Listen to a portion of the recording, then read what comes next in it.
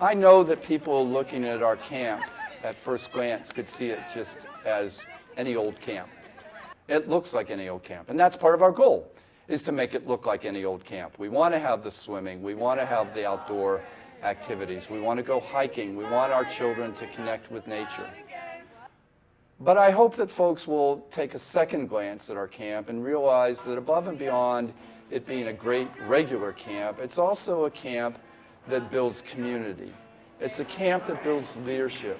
It's a camp that lives into R&MM's motto of hope, justice, and empowerment.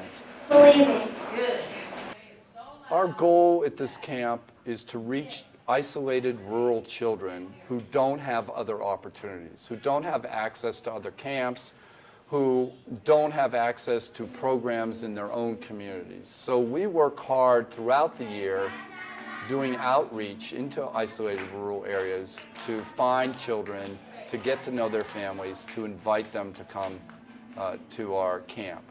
I've been here since the age of 8, the youngest that you can be as a camper, and I went all the way through until I was 17, and now I'm 18 as a counselor. One of the things that we feel is really valuable at our camp is to utilize the arts. We're trying to really connect with the whole of our children's lives, and the arts is a very important part of that. And of course, our camp has a lot of fun with boating and swimming and soccer and capture the flag and storytelling, but we also want to utilize the arts. And so we decided to be very intentional a number of years ago about inviting artist educators. Now, that's different than just inviting artists. We're looking for people who have worked with young people and see not only the arts as a valuable vehicle, but also education as a valuable vehicle. This is a camp where we're making change. You know, the kids that are coming out of this camp, graduating, leaving, whatever the case may be, they're coming out with knowledge that they might not have known before and experiences that they might not have had before. So I try to explain to my best capability that, you know, this means the world to me, and that, you know, one of the reasons why I might be well-spoken, or one of the reasons why I might be well-versed in politics, is because of this camp.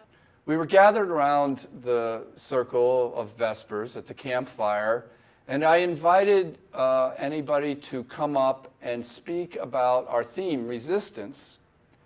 And I was waiting, and this 10-year-old boy came up, and he stood in front of the whole group, and he said, I want to speak about the importance of resistance. I want to know that this theme is really important, and over the past few days I've discovered it's very important. So I want to know how you all are feeling. And then he proceeded to be a pastor to the whole camp and invited other younger campers to come up and speak, and was affirming to them, and then had us all take a 30-second silent meditation to reflect on the joys of camp.